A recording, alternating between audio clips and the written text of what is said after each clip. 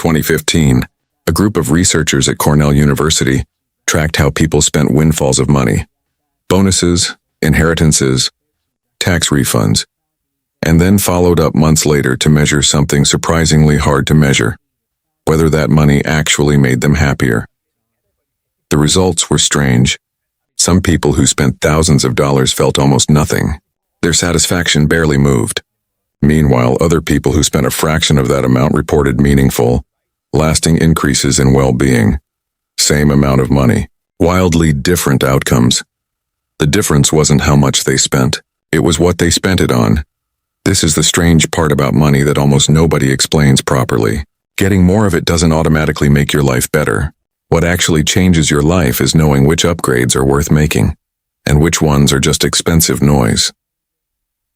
Today, we're going to walk through 12 categories where spending money genuinely pays you back. In time, in health, in stability, and freedom, backed by research in psychology and behavioral economics, not just intuition or trends. We'll also look at why so many people, the moment they get extra income, upgrade the wrong things first. And by the end, you'll have a clear framework for deciding for yourself what's actually worth it. Let's start with the mistake almost everyone makes. The upgrade trap. There is a well-documented pattern in behavioral economics called hedonic adaptation, the tendency for human beings to quickly return to a stable baseline of happiness after a positive or negative change. You get a raise, you feel great for a few weeks, and then that new salary just becomes normal. The new car smell fades, literally and figuratively. This is why the first instinct many people have when money increases, a bigger apartment, a flashier car, a more expensive wardrobe, tends to produce a strange emotional trap. The upgrade excites you briefly, and then it quietly becomes the new normal, and you're right back where you started, just spending more money to stay there. Psychologist Sonja Lyubomirsky, who has spent decades studying happiness, found that circumstantial changes, the car, the house, the material stuff, account for a surprisingly small slice of long-term life satisfaction. Far more of it comes from daily habits, relationships, and how you spend your time. So the question isn't, should you spend money when you have it? Of course you can. The question is, which purchases actually compound in value over time instead of fading the moment the newness wears off? That's what separates the 12 categories we're about to cover from the traps most people fall into. These aren't luxury purchases. They're structural upgrades, the kind that quietly improve every day that comes after them. Buying back your body.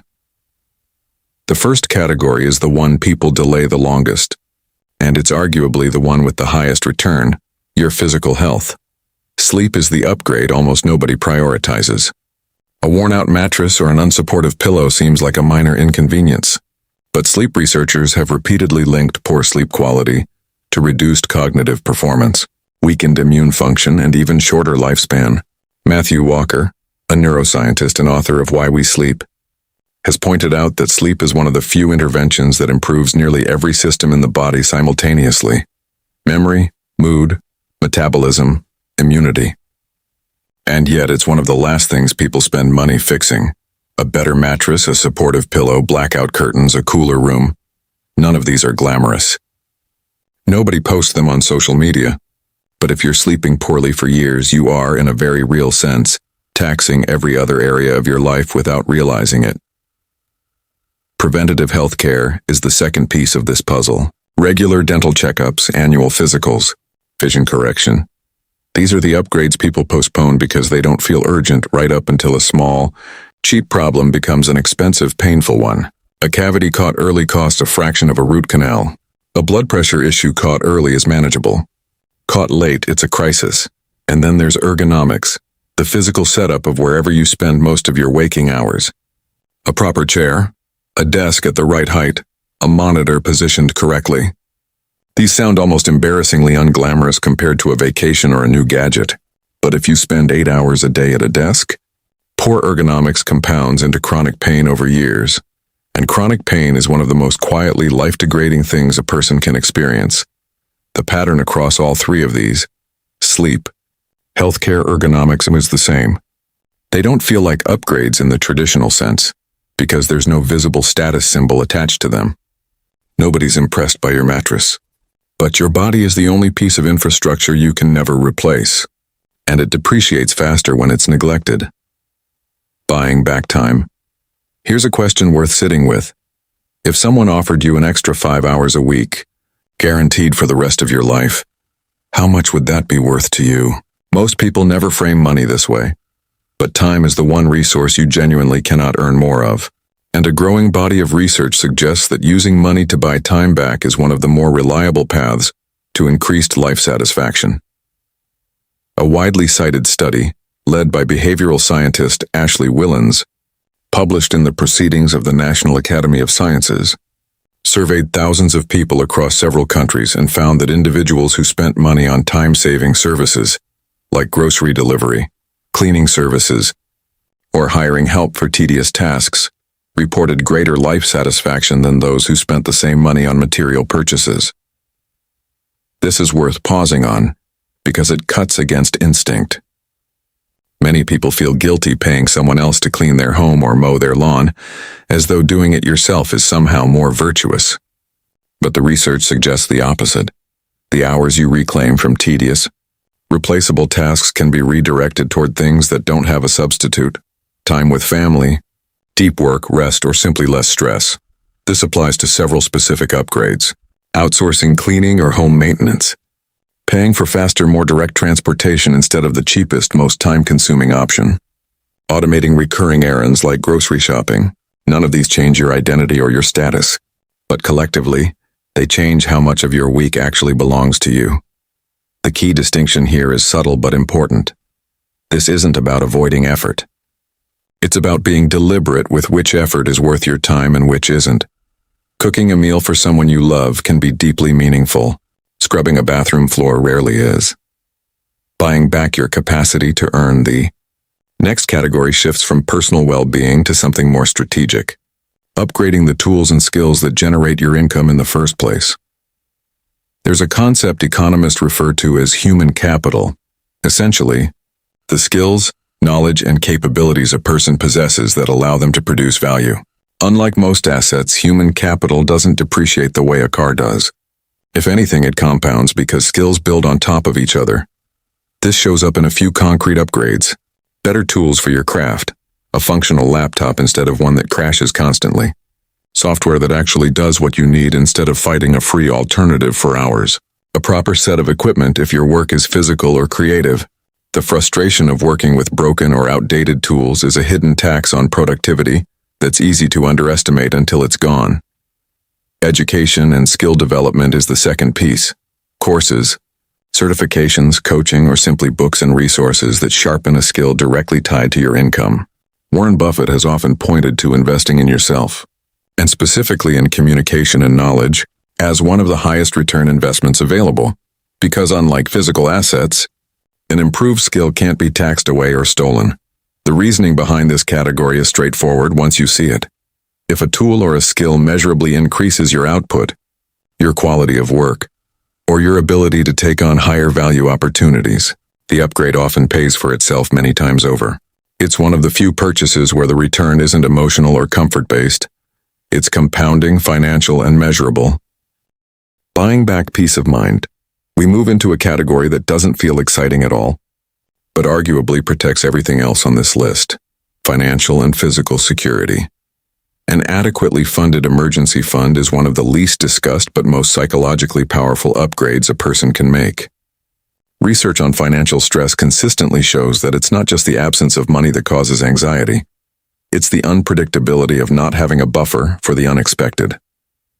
A study published in the journal Emotion found that financial scarcity narrows cognitive bandwidth, meaning people under financial stress often make worse decisions, not because they're less capable, but because stress itself consumes mental resources that would otherwise go toward planning and judgment.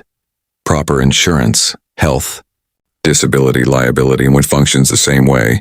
It's an upgrade almost nobody enjoys paying for, because you're spending money to protect against something that, hopefully, never happens. But the entire logic of insurance is about limiting catastrophic downside. One serious illness or accident without adequate coverage can undo years of careful financial progress. Once you have the means to close that gap, it stops being optional, and basic home and personal security, reliable locks, a functioning security system, well-maintained smoke detectors, and fall into the same bucket. These are the upgrades that don't produce visible enjoyment day to day. Their entire value is invisible until the one day it isn't. What connects all three of these is a concept from psychology called loss aversion, the finding, popularized by Daniel Kahneman and Amos Tversky, that people feel the pain of a loss roughly twice as intensely as the pleasure of an equivalent gain. Security-based upgrades don't add much visible pleasure to daily life. What they do is prevent devastating losses. And because losses hurt disproportionately more than gains feel good, protecting against them is often a better use of money than most people initially assume. Buying back your environment. The next category is subtler, but shapes your mood and behavior more than most people realize. The physical environment you live and work in. There's a growing area of research in environmental psychology looking at how physical surroundings affect stress, focus, and even decision-making. Chronic exposure to noise, clutter, or poor air quality has been linked in multiple studies to elevated cortisol levels, the body's primary stress hormone. Even when people report not consciously noticing the noise or mess anymore, this translates into a few practical upgrades. A quieter living space, whether that's better windows, a change of neighborhood, or simply investing in noise reduction. Improved air quality, through better ventilation or air filtration, especially relevant for anyone in a city with heavy pollution. A shorter, less stressful commute, even if it costs more in rent or transportation, because commute time has been consistently linked in transportation. Research to lower life satisfaction, often more than salary differences would predict. The reason these upgrades matter more than they seem to on paper is that your environment operates in the background of every single day. You don't consciously think about your commute stress or your apartment's noise level every hour, but your nervous system registers it anyway. Improving the environment doesn't create a single moment of joy the way a vacation might. It removes a low, constant hum of friction from your entire life. Buying back meaning.